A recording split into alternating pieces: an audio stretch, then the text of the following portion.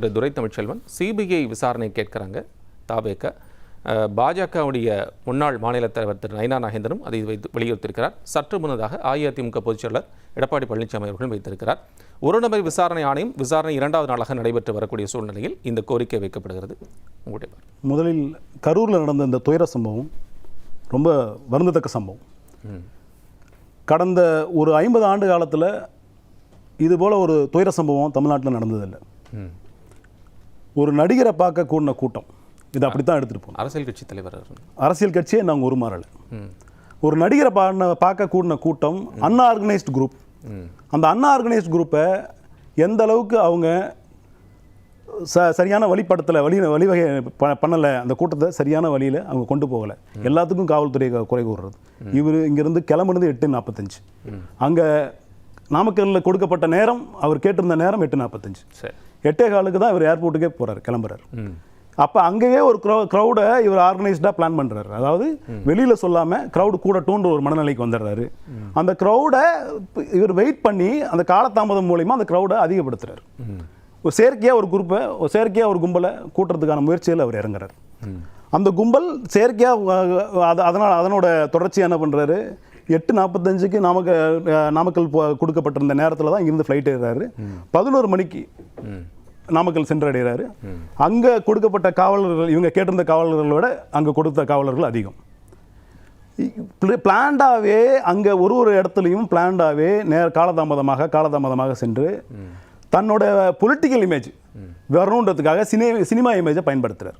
தன்னோட சினிமா இமேஜுக்காக 40 பேரோட கொலைகளில் 40 பேர் இன்றைக்கி அந்த இடத்துல கூட்ட நெரிசலில் இறந்து போயிருக்காங்க. அந்த இறந்து போனதுக்கான குறைந்தபட்ச வருத்தம் கூட தெரிவிக்கல. அந்த இடத்துல குறைந்தபட்ச வருத்தம் தெரிவிக்கல. அந்த இடத்துல நிற்கலை. எல்லாத்துக்கும் யாரோ ஒருத்தர் காரணமாக இருப்பாங்க அப்படின்னு எந்த மனப்பான்மையில் இதை அணுகிறாங்கன்றது புரியல. உங்கள் க்ரௌடு, உங்களை பார்க்க வந்த க்ரௌடு, உங்களை திரையிலேருந்து ரசித்த அந்த கும்பல் உங்களை நேரில் பார்க்கணுன்றதுக்காக ஓடோடி வரான் உங்களை பார்க்க. ஏன் அவரை ஒரு அரசியல் கட்சி தலைவராக ஏற்பது? அவரோட ஆரிஜின் எங்க இருக்கு? அவர் என்ன ஒரு கட்சியில கிளை செயலாளராக இருந்து விஜய் மட்டுமே குறை சொல்வதற்கான முகாந்திரம் இருக்கிறது. யார் கூடன கூட்டம், யாரை பார்க்க கூடன கூட்டம்ன்றது ரொம்ப முக்கியம்.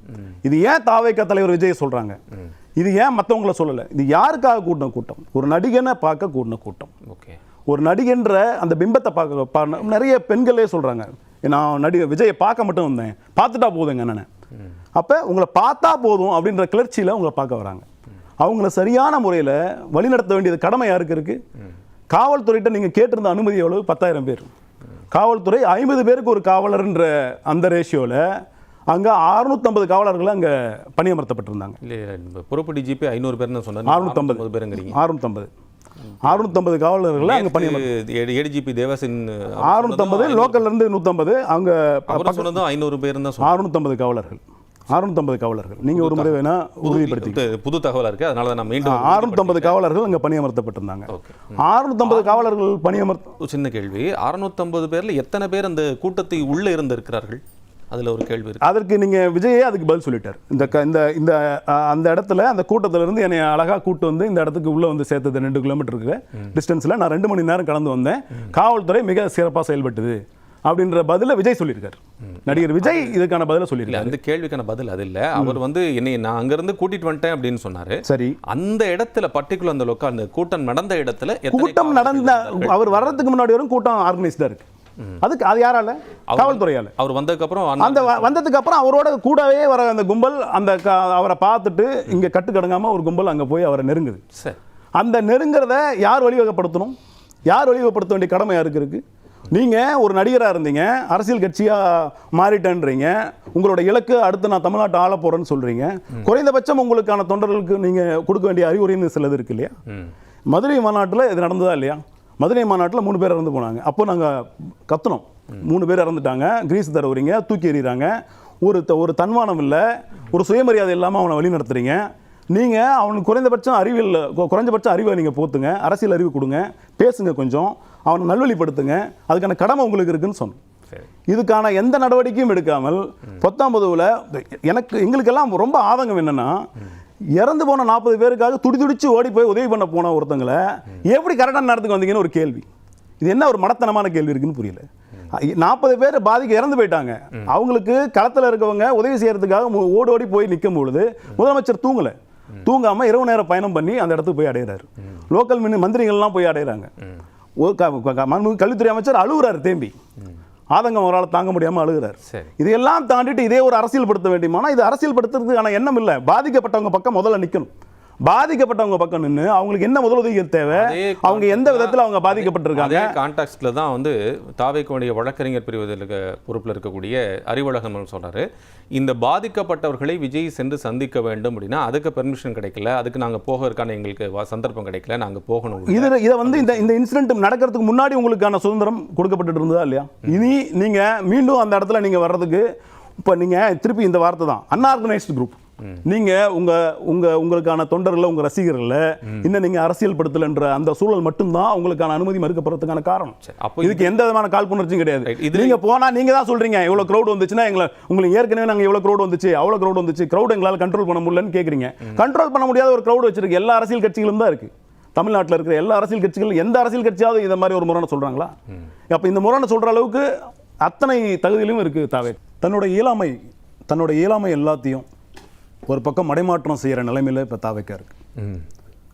க்ரௌடுக்கு வருன்றத தகவலை ஒரு ஆர்கனைஸ்டு குரூப்பாக ஒரு கட்சியாக உங்களை அறிவிச்சிருக்க நீங்கள், அதுக்கு எத்தனை பேர் வருவாங்கன்ற தகவலை காவல்துறைக்கிட்ட தெரிவித்து முறையாக அனுமதி பெற வேண்டிய கட்டாயம் தாவேக்காவுக்கும் அந்த ரெஸ்பான்சிபிலிட்டி இருக்குது.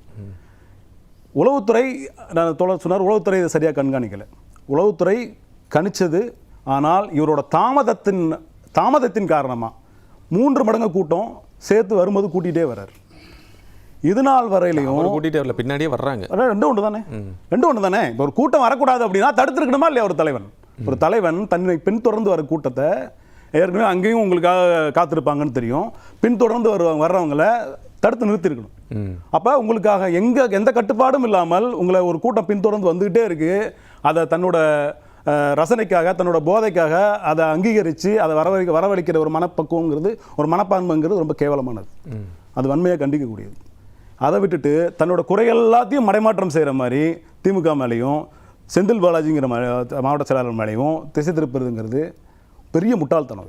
இல்லை, இப்போ ஒரு க்ரௌடு உள்ள இருந்து செருப்பை தூக்கி எரிகிறார்கள் அப்படிங்கிற, செருப்பு தூக்கி எரிஞ்சவங்க யாருன்னு கட்டாயம் கண்டுபிடிக்கணும். அது திமுக காரணமாக தான் இருப்பான்ற ஒரு மனநிலையில் அணுகிறதுங்கிறது எந்த மாதிரியான மனநிலை?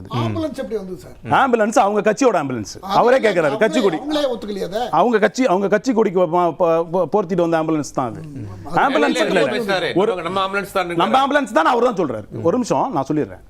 அந்த ஆம்புலன்ஸ் ஏன் வந்தது, இவங்க ஏன் முன்னாடியே வந்தாங்க, இவங்க ஏன் முன்னாடியே ப்ரீ பிளான்டாக இருந்தாங்களா, இதெல்லாம் வந்து பாதிக்கப்பட்ட மக்கள் பக்கம் நிற்கிறத விட்டுட்டு இந்த மாதிரியான கேள்விகள் எல்லாம் அற்பத்தனமான கேள்விகள் கேட்கறதுங்கிறது முட்டாள்தனம். ஏன் நீங்கள் ஏன் நிற்கல, விஜய் ஏன் நிற்கல? விஜய்க்கு ஏதோ ஒரு விதத்தில் விஜய்க்கு முட்டு கொடுக்கறதுக்காக உடனே இப்போ என்ன சொல்ல ஆரம்பிச்சிடறாங்க, விசாரணை ஆணையம் சரியில்லை, விசாரணை ஆணையம் சரியான அறிக்கை கொடுக்காது, உளவுத்துறை தோத்துருச்சு, முதலமைச்சர் பதவி விலகணும். இதெல்லாம் ஒரு காரணமா? பாதிக்கப்பட்ட மக்களுக்காக துடிதுடிச்சு போய் இரவு பகல் தூங்காமல் கூட்டத்திலிருந்து போய் நின்று அந்த மக்களை மீட்டெடுத்து அவங்களுக்கான மருத்துவ சிகிச்சை கொடுத்து இறந்த நிலையில் வந்தவங்களை மட்டும்தான் நம்மளால் காப்பாற்ற முடியல. அதுக்கப்புறம் வந்தவங்களை 99 விழுக்காடு எல்லாரையும் காப்பாற்றிருக்கும். அதற்கு அரசாங்கம் எடுத்து துரிதமான நடவடிக்கையா இல்லையா காரணம்?